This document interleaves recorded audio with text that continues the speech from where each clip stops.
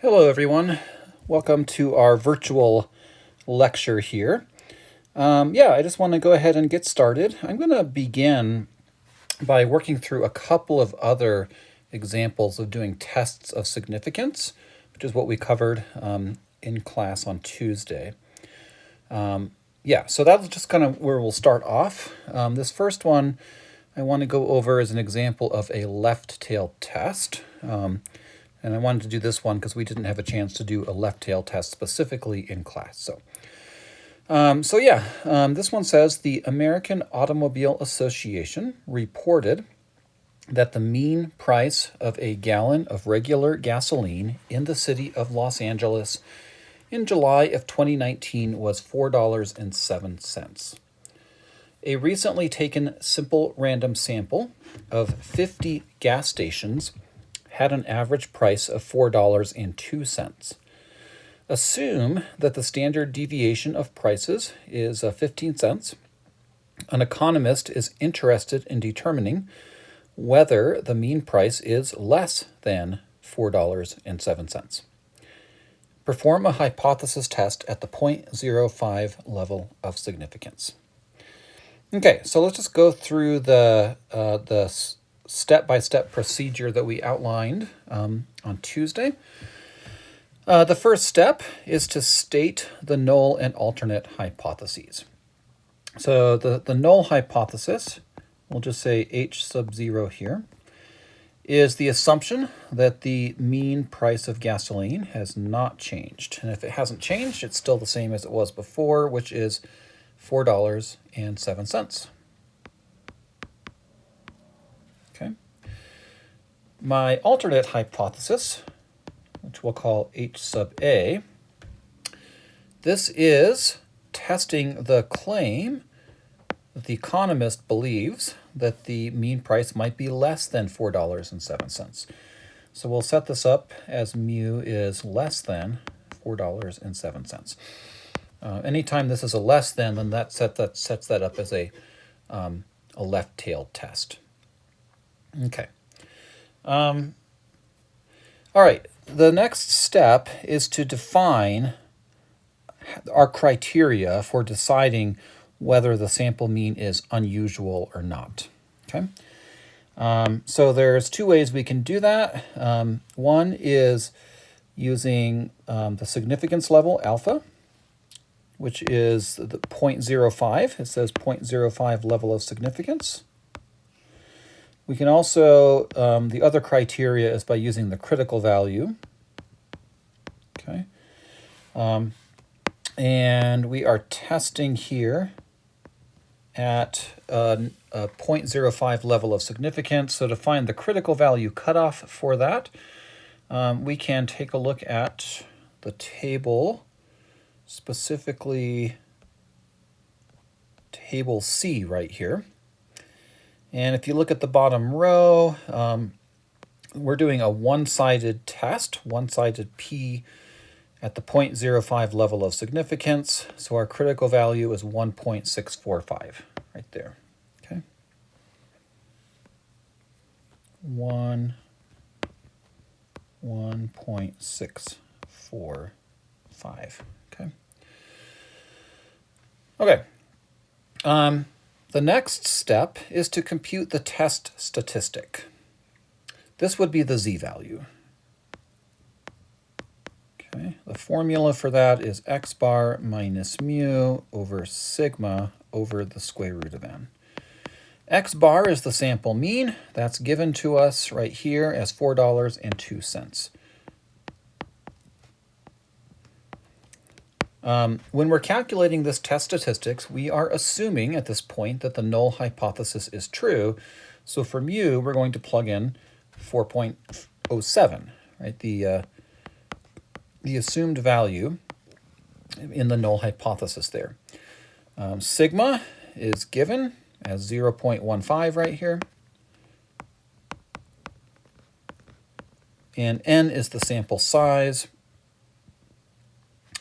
That would be the 50 gas stations right here. So n is 50, okay? If you do this calculation, you should get negative 2.36. Okay. Okay, so at this point, what we can do is take a look at our normal curve. Okay. And yeah, so negative 2 point, so think of this, so, okay, initially this is our standard normal, or this is our sampling distribution, right? We are assuming that it is centered over 4.07, right?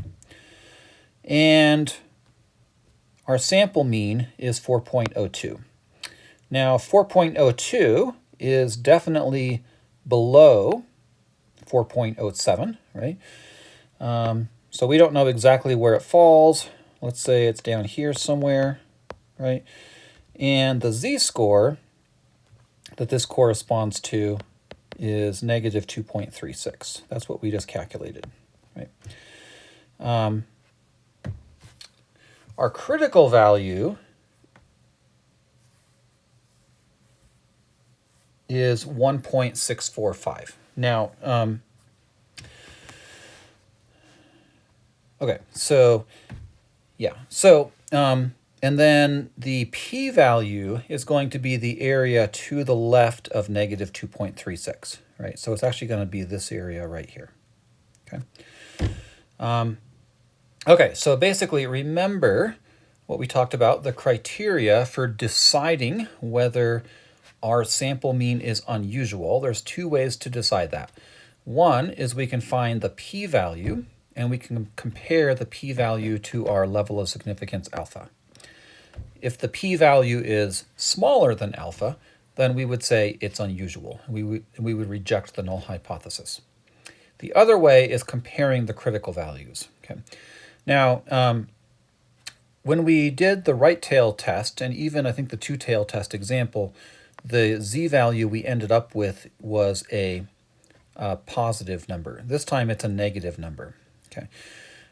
When we are comparing critical values and you have a negative z-value, what you want to do is basically take the absolute value or just compare the positive version of that. Okay. So basically the comparison we want to look at is we want to compare 2.36. Sorry, my pen is messing up a little bit here. 2.36. We want to compare 1.645. Okay. And what we see is my critical value is smaller than my test statistic, my z-value. Okay. The reason why we can just drop the negative sign right here is because the left side of the normal curve is exactly the same as the right side, right? So the area to the left of negative 2.36 is exactly the same as the area to the right of positive 2.36, right? We can kind of treat them the same that way for that reason. Okay, so if we were to calculate the p-value, let's just do that real quick. We would get this from the table. The p-value is the area to the left of negative 2.36. Let's flip over to the table real quick. This is table A. Our z-value is negative 2.36. So we would go to negative 2.3 right here, 0.06 right here. We come down. Looks like 0.0091. And this is the p-value, because the p-value is since it's a left-tail test, the p-value will be the area to the left of our calculated z-value. That's the 0.0091. Okay. 0.0091. Okay. So the other comparison that we would want to do is to compare my p-value to my level of significance value, right? My p-value is 0.0091. It is smaller than 0.05. This is my p-value. This is my alpha value. Okay. This is my critical value right here, and this is my z value. You can actually say that's the absolute value of the z value, since my calculated one was negative. Okay.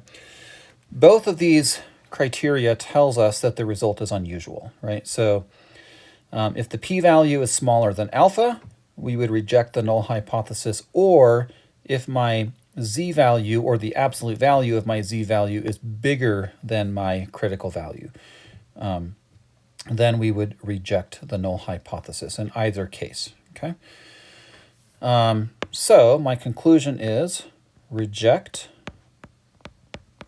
the null hypothesis, and then we should make a plain English statement, and the plain English statement could be something like the mean price appears to be less than $4.07.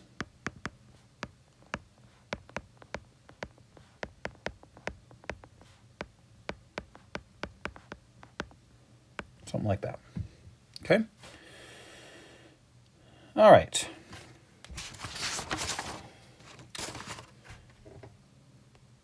So that's an example of a left tail test here. Let's scroll down, and I'm going to do one more before we move into kind of our next topic for today. This is actually an example that was straight from the textbook, so one of the textbook examples. Artificial sweeteners in colas gradually lose their sweetness over time. Manufacturers test for loss of sweetness on a scale of -10 to 10, with negative scores corresponding to a gain in sweetness, positive to a loss of sweetness. Suppose we know that for any cola, the sweetness loss scores vary from taster to taster according to a normal distribution, with standard deviation sigma equals 1. The mean, mu, for all tasters measures loss of sweetness and is different for different colas. Here are the sweetness losses for a cola currently on the market as measured by 10 trained tasters. Right, so each taster tasted the cola and they gave a score. Right? So just remember that a positive score means that they detected a loss in sweetness. A negative score indicates that they actually detected a gain in sweetness. So the average sweetness loss is given by the sample mean x bar equals 0.3. So the way they obtained this number, the 0.3, was by adding up these 10 numbers and dividing by 10. Right? That's how they obtained the sample mean. Most scores were positive. That is, most tasters found a loss of sweetness, but the losses are small, and for tasters, the negative scores thought the cola gained sweetness. Are these data good evidence that the cola lost sweetness in storage?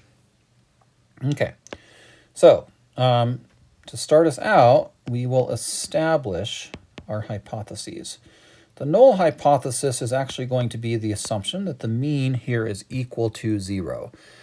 And this means that this is the assumption that the cola neither gained nor lost sweetness, right? That the level of sweetness stayed exactly the way it was.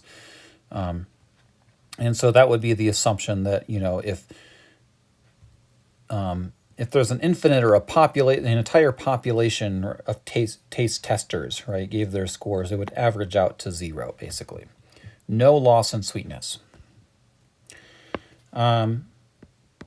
Alternate hypothesis. The question being asked, is the data good enough? Is it good evidence to conclude that the cola lost sweetness? Now remember, a positive score here indicates a loss in sweetness. So if we're testing for a loss in sweetness, we want to test the assumption that the mean is now greater than 0. Okay. Define. Those are our hypotheses right there. The second step is to define our criteria for unusual. It doesn't give us any indication about that in here, but generally a good rule of thumb is if it doesn't say anything, just assume a 0.05 level of significance. That's kind of standard. And if something other than that, it will state it in the problem. A 0.05 level of significance corresponds to a critical value, like we said, of 1.645, right? So those are just those values anytime you're testing at a 0.05 level of significance. Okay, then we got to compute our test statistic. This will be the z-value. Okay. X bar, the sample mean was computed to be 0.3 right here. Mu is 0 because we're assuming the null hypothesis here is true.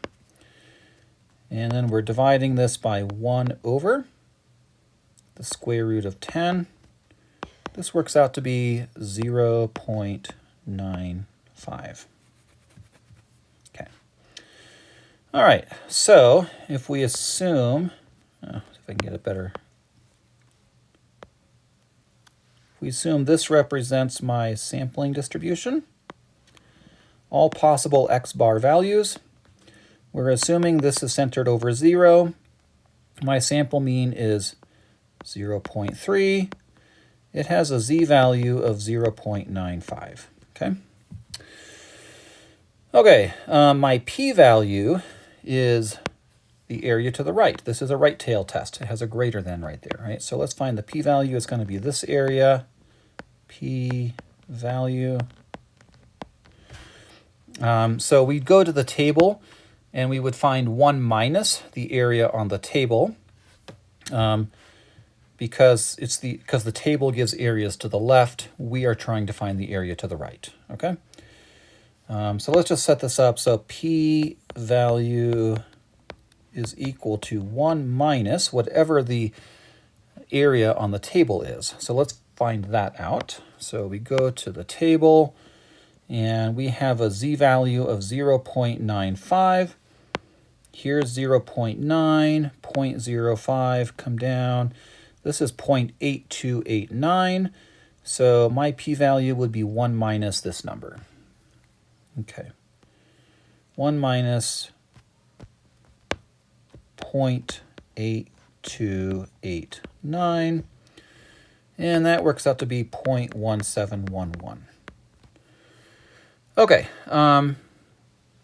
So then the next step is to determine if our result is actually unusual by the criteria that we defined earlier.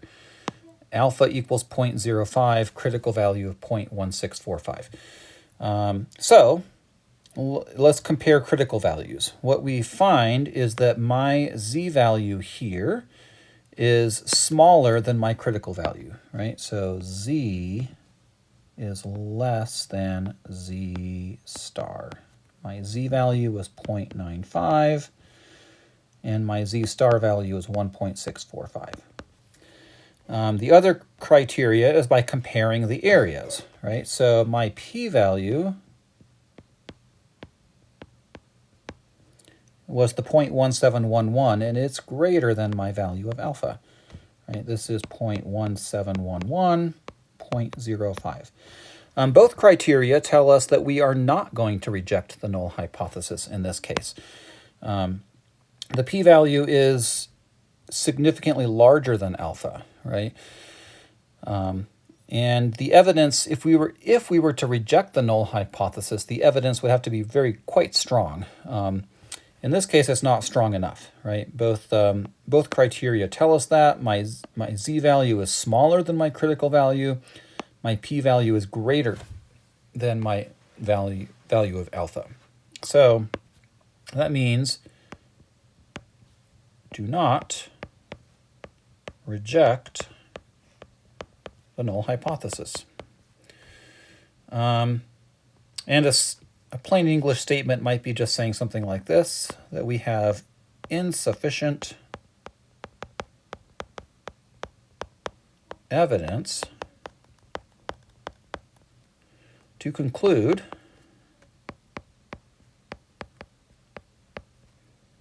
that cola lost sweetness.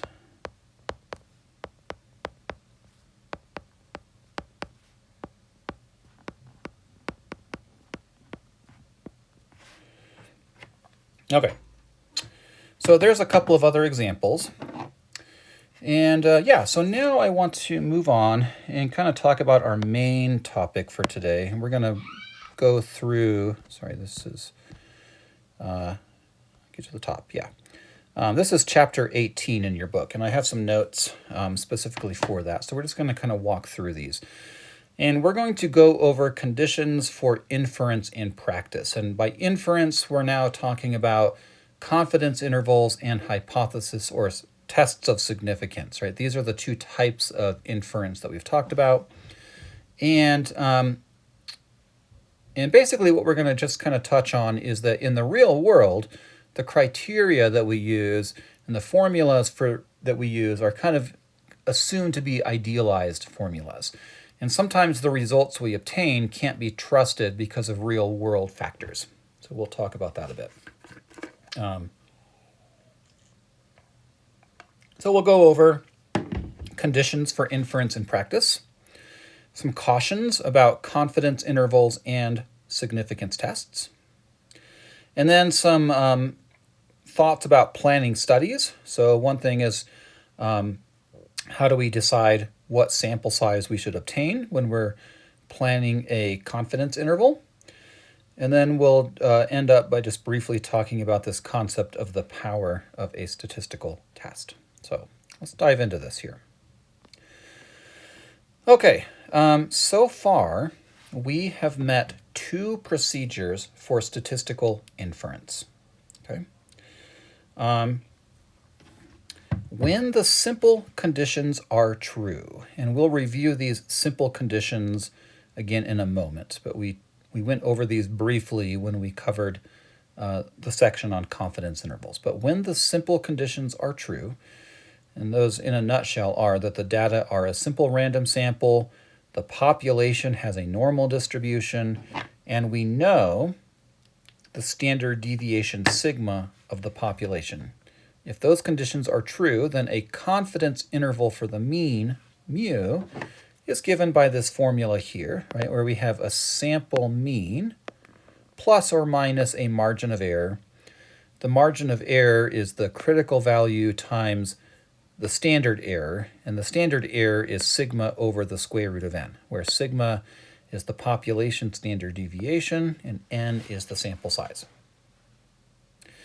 This is what we use for, this is the formula we went over for when we discussed confidence intervals, right, a couple classes ago. To test a hypothesis, a null hypothesis that says mu is equal to some value mu sub 0, we use the one sample z statistic, right? This is the formula for the z-score we've been using for the significance testing, right, for finding your test statistic. X bar minus mu sub 0 over sigma over the square root of n, where mu sub 0 is whatever value we are assuming the null hypothesis to be equal to. These are called z procedures because they both involve a one-sample z statistic and they use the standard normal distribution. Right? So the z value is a normally distributed random variable that follows the standard normal distribution, right? The normal distribution that is centered over 0 and has a standard deviation of 1. Yeah. So that's why these are called z procedures. Okay, conditions for inference in practice. Word of caution. Any confidence interval or significance test can be trusted only under specific conditions. These are the conditions that really have to be met for us to fully trust these two types of inferences.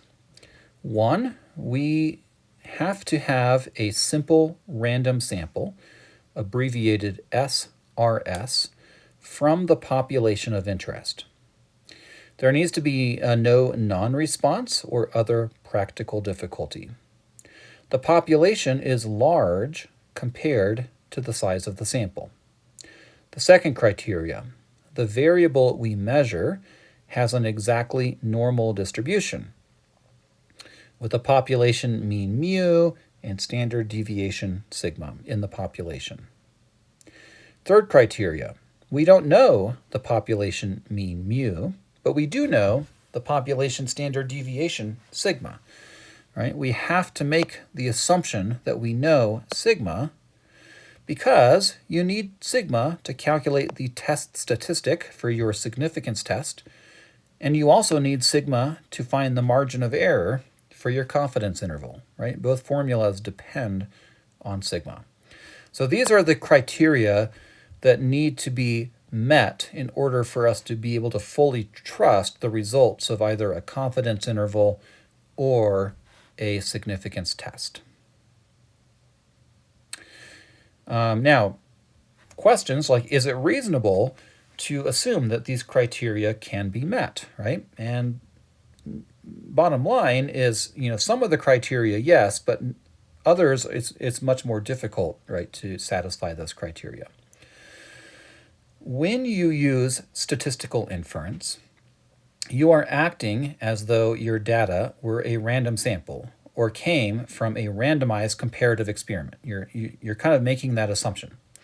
But that's not always true, right? So if your data doesn't come from a random sample or a randomized comparative experiment, your conclusions may be challenged, right? And furthermore, there's no simple rule for deciding when you can act as though a sample were a simple random sample. I mean, yes, we know in theory what random sampling looks like, right? We went over like using something like a random number generator or a table of random numbers, some sort of purely randomized process for collecting a sample. We know what that looks like, but in the real world, there are practical problems that can be pretty tricky to overcome, okay?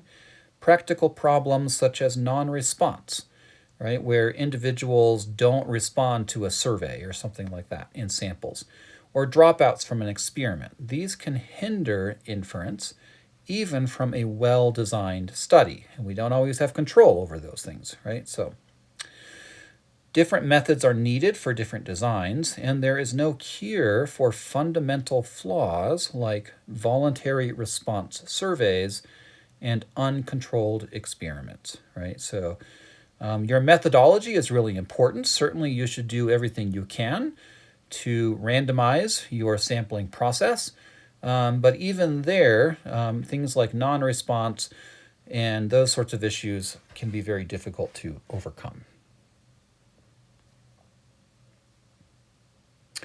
Okay, the other criteria was the shape of the population distribution.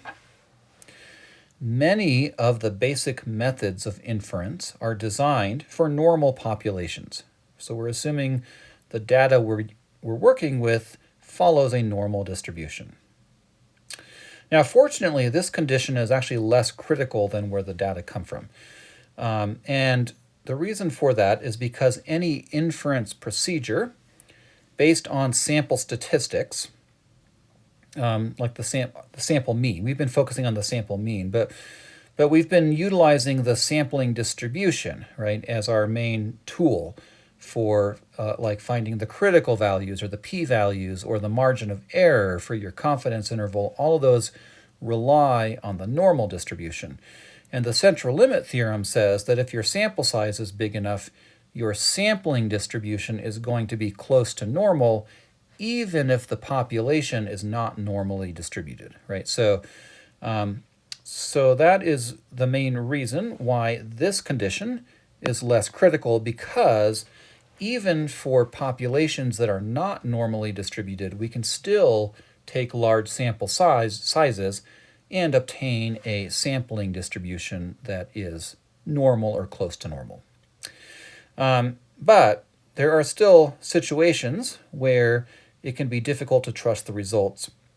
And that is primarily when we have populations that have outliers, right? So any inference procedure based on sample statistics, like the sample mean, that are not resistant to outliers can be strongly influenced by a few extreme observations, right? So if your population has some of those, then you might need to determine if those can maybe be removed from the population, or, but basically outliers are the main concern here. But even so, if you increase your sample size enough, in most cases you can end up with a sampling distribution that is pretty close to normal. So, okay, a few more cautions about confidence intervals. A sampling distribution shows how a statistic varies in repeated random sampling, right? If you take a random sample from a population, you can compute a sample mean from that sample you obtained. But then if you do it again, if you collect another sample, then you could obtain another sample mean, right? Then you could do it again. You could collect another sample and obtain yet another sample mean, and so on. And all of these different sample means will have variation. They're not all going to be the same, right? So that's what we mean by a statistic is any number that is based off of a sample, right? So a sample mean is an example of a statistic, and it varies in repeated random sampling, right? This variation causes random sampling error because the statistic misses the true parameter by a random amount. It's highly, if you collect a simple random sample, it's very unlikely that the sample mean you obtain will be equal to the population mean. It's going to differ by some random amount, right? If you collect another simple random sample and obtain another sample mean, that one will also differ from the population mean by some random amount, right? So the margin of error in a confidence interval ignores everything except the sample-to-sample variation due to choosing the sample randomly. So the caution here is that the margin of error doesn't cover all errors. It only covers that random error. It only covers random sampling errors. But errors can also be introduced from practical difficulties, such as undercoverage, where your sampling process does not cover the entire population, and non-response. Those are kind of the big ones, right? Where you maybe put out a survey, but not everybody responds to that survey, right? Undercoverage and non-response can also introduce error, and often error that's more serious than random sampling error. And the margin of error, that formula that we came up with for the confidence interval, right? This formula back here, the margin of error, the plus or minus z star over sigma over the square root of n, this margin of error only accounts for random sampling error. It does not account for error introduced as a result of practical difficulties, right? It does not take those into account. So that's something to keep in mind. Okay. Some cautions here about significance tests. Significance tests are widely used in most areas of statistical work. Some points to keep in mind when you use or interpret significance tests is what we're going to look over now. Okay, so let's talk about how small a p is convincing. So p here refers to the p-value we were discussing, right? It's the area to the left of your test statistic if you're doing a left tail test. It's the area to the right of your test statistic if you're doing a right tail test. And if you're doing a two-tail test, it's the combined area to the left of the negative of the z-value and also the area to the right of the positive of the z-value. It's both, right? Now, what we were saying is that to reject the null hypothesis, your p-value needs to be small. To justify a smaller p-value is essentially stronger evidence against the null hypothesis. And we decide some criteria, which we call the level of significance, right, at the beginning of the problem. And we say that if my p-value is smaller than this level of significance value, that's when we would reject the null hypothesis. But still, there is some level of subjectivity in that, right? How small should the p-value ultimately be to justify rejecting the null hypothesis? And that the answer to that's not going to be the same for every test. The purpose of a test of significance is to describe how convincing the evidence provided by the sample against the null hypothesis is. How small a p-value is convincing evidence against the null hypothesis. It depends really mainly on two circumstances, okay? And these kind of, in some ways, they represent the consequences of rejecting the null hypothesis. So if the null hypothesis represents some assumption that has been believed for years, right, this kind of this widely accepted assumption that's been believed for a long time, then you're going to need strong evidence to be able to convince people that the hypothesis ought to be rejected, right? So a small p will be needed in that case. The other case is that if rejecting the null hypothesis means making very costly changes, right? If there's financial considerations at play here, right? If rejecting the null hypothesis means making very costly changes, again, you need strong evidence, right? Because there's not going to be a lot of motivation for making costly changes unless it's really, really necessary, right? So you need to have strong evidence in both of these cases, right? So these are kind of the two main criteria where you really need a very small p-value to kind of justify rejecting the null hypothesis. The other thing is that the sample size affects statistical significance. And to explore that, it's helpful to actually look at the formula for the z-value we've been using. All right, this is the formula for the test statistic. And this is, we use this to then compare to our criteria, right, for determining unusual, right? We can either compare this number directly to our critical value, or we can use this number to find a p-value, right, which we can then compare to our level of significance. But either way, this number is affected by the sample size. Because large random samples have little chance variation, very small population effects can be highly significant if the sample is large, okay?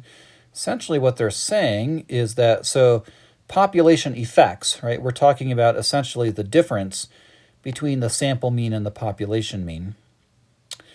Now this z-value, right, if this z-value is large, then it's more significant than if it's small, right? Remember, a large z-value means it's farther out in the tail of the normal distribution, right? A z-value of like 2 means 2 standard deviations above the mean. And for any normal distribution, 95% of your data falls within 2 standard deviations of the mean, right? So once we get z-values of 2 or 3, that becomes really quite significant. But look at the formula. So the way it depends on sample size is n right here, right? So we're dividing the whole thing by sigma over the square root of n, okay? So sigma over the square root of n is a small number if n is a big number, right? Because you're taking sigma and dividing that by a big number if n is large. If you have a fraction with a big number in the denominator, that's going to result in the overall fraction being small, right? So essentially what we're saying is that if n is large, then the x bar minus mu right here is getting divided by a small number because sigma over the square root of n is small. And when you divide something by a small number, you get a bigger number, right? So basically what that's saying is that even if the difference between x bar and mu is a pretty small difference, that could still result in a pretty large z value if the sample size is large, right? Yeah, so it can still be statistically significant, even if the actual difference between x bar and mu is quite small. Okay, the other point here is because small random samples have a lot of chance variation, even large population effects can fail to be significant if the sample is small. Okay, so again, what that's basically saying, point 1 here and point 2, is that if your sample size is large, your z value is going to be bigger. If your sample size is small, your z value is going to be smaller, right? And the reason for that, if you have a small sample size, that means sigma over the square root of n is going to be a bigger number. And that means x bar minus mu is getting divided by a bigger number, which means the whole thing is going to be a smaller number, right? Because if you have a fraction with a big number in the denominator, that's going to result in the overall fraction being small, right? So this whole thing, z, is going to be smaller if n is larger, okay? And a smaller z means it is less significant, at least statistically significant, right? So what this kind of boils down here is that statistical significance does not tell us whether an effect is large enough to be important. That is, statistical significance is not the same as practical significance, right? We can have a large z-value, which means it's statistically significant, but that may not mean a whole lot because the difference between x bar and mu could still be very small, right, if you have a large sample size. Or we could have a pretty small z-value that suggests a small statistical significance, but could actually be a large practical significance, right? So, yeah, so just because something is statistically significant, you have to kind of take that a little bit with a grain of salt, right? Because it may not, you also have to just kind of look at the real data and decide, well, even if this is statistically significant, does that, is it practically significant, right? So exploring both of those ideas is important. Okay, planning studies. When it comes to confidence intervals, generally what's done is you decide, before you even calculate the interval, you decide what is the level of confidence that I want for this interval, right? Typically we want to be highly confident that the interval I obtain is one that contains the population mean, right? So we'll often choose something like 95% confidence or something like that, okay? Then we also decide, again, before we even do anything, what is the maximum margin of error that I am willing to accept, right? And then I decide those criteria, and then you figure out how large does my sample size need to be in order to meet those criteria, okay? And we can actually calculate a sample size necessary to meet a desired margin of error and a desired level of confidence. And we can do that because of the relationship between the margin of error. If we let m represent margin of error, remember the margin of error is the critical value, z star, times sigma over the square root of n. This is the plus minus part, right? The margin of, or the confidence interval is the sample mean plus or minus the margin of error. So if we just let m equal the margin of error, which is this, then we can actually solve this for the sample size, which is n. Right? Just do a little bit of algebra, and we obtain this formula here for n. Right? So the critical value depends on your level of confidence. Right? So you can choose the one you want for your desired level of confidence. We're assuming you know sigma. And then we can plug in whatever we want for the margin of error, and that will tell us the sample size needed, right, to obtain, to meet those criteria. I thought I would just do one example, a necessary sample size example here. Let me pull one up. Here we go. Okay, we want the average shoe size of U.S. males within half a size. The standard deviation of shoe sizes of U.S. males is 1.7. What is the necessary sample size for a 95% confidence interval? Okay, so that formula we just looked at on the previous screen was our formula for sample size, right? N equals my critical value times sigma over the margin of error squared. So the margin of error, this would be, it says within half a size, right? So this is the margin of error I want right here, half a size. Sigma is given, that's the 1.7, the standard deviation.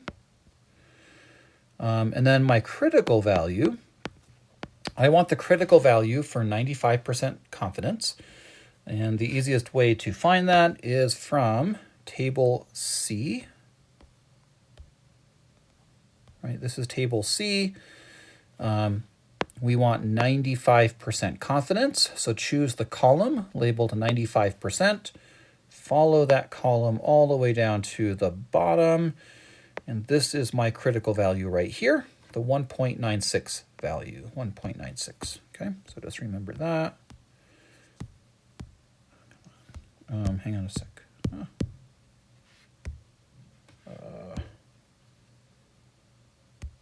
I'm just, for some reason, I'm having some trouble here getting my file to load. Let me just try this. Goodness gracious, sorry about that. Okay, there we go.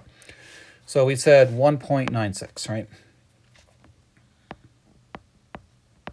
Okay, so if I plug all of this in, n is equal to 1.96. Sigma is 1.7. M is 1/2. This whole thing is squared, right? So you just have to plug this into a calculator and work this out.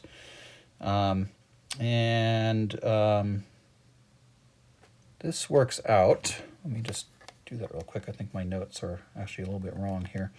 1.96 times 1.7 divided by 1/2 squared.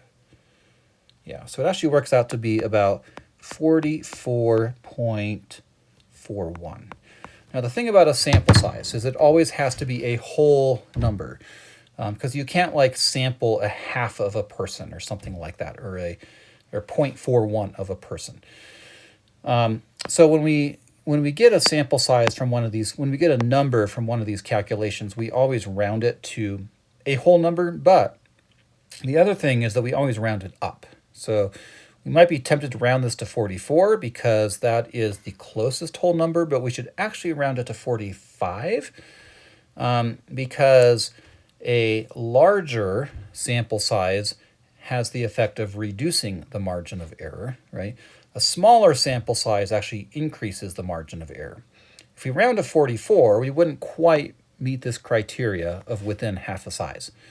And it's okay for the margin of error to be a little bit less than that, right? That's not a problem. What we don't want is for the margin of error to be larger. So we always round up. Okay, just say always round up. And the sample size we would use then would be 45 for this particular problem. Okay, let's go back over here. and talk about kind of the last thing for this lecture, which is the power of a statistical test. Okay. How large a sample should we take when we plan to carry out a test of significance? So these are the questions we must answer to decide how large our sample should be or how many observations we need. One is the significance level. How much protection do we want against getting a significant result from our sample when there really is no effect in the population? Okay, so again, the effect in the population is kind of that difference between the population mean and the sample mean. Now, it's possible that difference is just not really practically important, very, very small. But even so, if we have a very large sample size, it's still going to result in a large z-value to the point where we may end up rejecting the null hypothesis, right? So you don't want to reject the null hypothesis if it's not really warranted, right? So, and then the effect size, how large an effect in the population is important in practice, right? How large of a difference between that null hypothesis value and sample mean value is really important in practice, right? Yeah, the effect size is the magnitude of the effect in the population, and the power of a test is defined as how confident do we want to be that our study will detect an effect of the size we think is important. So what I want to do is go back to the example that we did at the beginning of this lecture about the cola sweetness, right? That was this example right here, right? With this test, we assumed the null hypothesis was true, which says that the mean is equal to 0, which basically says we're assuming that the cola, there's no change in the sweetness level of the cola, right? And we went through this whole process and we ended up not rejecting the null hypothesis, not necessarily because the evidence strongly supports the null hypothesis, but because it's just not strong enough to justify rejecting it, right? Because my p-value here was larger than my value of alpha. So we don't reject it, but what if the reality is maybe there is a loss of sweetness, right? We didn't reject the null hypothesis. That doesn't mean there's no loss of sweetness. There still could be, right? So what if, going back to the same example, right? If we have 10 tasters for this study, how likely are we to detect a 0.8 point change, right? That's the question we're asking right here. So this is the original curve that we started with. It's centered over 0, and the shaded kind of orangey area here is my alpha value, 0.05. Okay, we were testing at the 0.05 level of significance. So requiring significance at the 5% level is enough protection against declaring there is a loss in sweetness when in fact there is no change. If we could look at the entire population, okay, what about we consider an effect size, right? So we say a mean sweetness loss of 0.8 points on the 10-point scale will be noticed by consumers, right? So that's important in practice. That's considered a practically important effect size, right? So what if we assume that maybe there is a mean sweetness loss of 0.8? If we make that assumption, then my curve would be centered not over 0, but over 0.8 instead, right? Then the shaded area, so over here, the shaded area is alpha, right? You can kind of guesstimate where that is. It's just to the right of 0.4, a little bit to the right of 0.4, right? The shaded area here is actually sitting to the right of the exact same number, right? Notice how the scales down here are the same. It's just that this curve is shifted to the right because we're centering it over the 0.8 instead. The shaded area to the right of this curve, of the same number under this curve, is much larger because the whole curve is shifted to the right. And this shaded red area is called the power. Okay. And the way we would, so this shaded red area turns out to be 0.812, okay, or 81.2% of the total area. And they used a software program to figure that out exactly. Okay, there's not a real easy formula for doing that. So software is used to determine that. But the interpretation of that is this. We can say that we would be 81.2% confident that our test will detect a mean loss of 0.8 in the population of all tasters, right? So it's basically saying that if there actually was a mean sweetness loss of 0.8 points, then our test would detect that with about 81% accuracy, right? So that's essentially what this statement is saying right here. That's the interpretation of the power of the test, okay?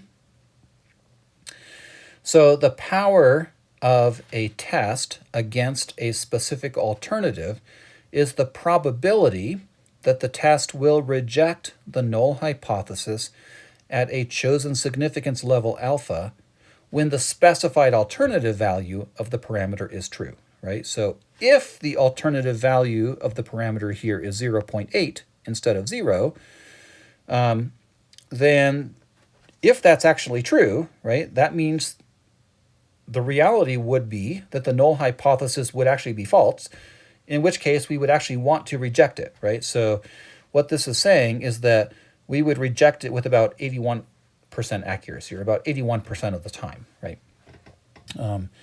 That's what the power of the test is. Okay, so we'll just wrap up by a brief discussion of errors. Because a significance test, you're always making a decision based off of evidence, it is possible to make a wrong decision, right? So we can assess the performance of a test by giving two probabilities, the significance level alpha and the power for an alternative that we want to be able to detect, right? We can just as well describe the test by giving the probabilities of being wrong under both conditions. So these are the two types of errors. They're called the type 1 error and the type 2 error. A type 1 error, this is if we reject the null hypothesis when in fact the null hypothesis is true, right? If it's true, we don't want to reject it. That's called a type 1 error.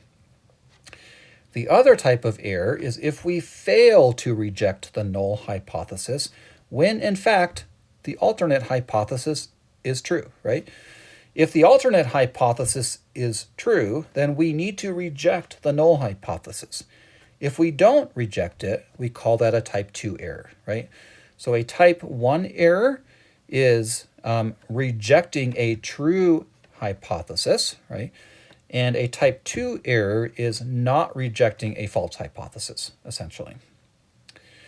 The significance level alpha of any fixed level test is actually the probability of a type 1 error, okay? Oftentimes, type 1 errors are considered more costly, more consequential, and so more control is placed on trying to avoid making type 1 errors specifically. The power of a test against any alternative is the probability of correctly rejecting the null hypothesis for that alternative, okay? If the curve is actually centered not over the null hypothesis value, but over something else, right, then that means you ought to reject the null hypothesis, right, because the null hypothesis is false. So the power is the probability that you will correctly reject the null hypothesis, right? And what it is, it can be calculated as 1 minus the probability of a type 2 error for that alternative. And this diagram right here kind of illustrates all of those in picture form. So this is the curve that we assume to be true when we set up the hypothesis test, right? We assume that the null hypothesis is true, so we assume that the curve is centered over whatever the null hypothesis value is. The value of alpha right here, my level of significance, is also the probability of committing a type 1 error. Now, if the null hypothesis is actually false, right, if the mean is equal to something like 0.8, and again, this refers to that the sweet cola example, right, then a type 2 error is the area to the left of my critical value right here. But again, the critical value is in a different location under the curve because this curve is shifted to a different location, right?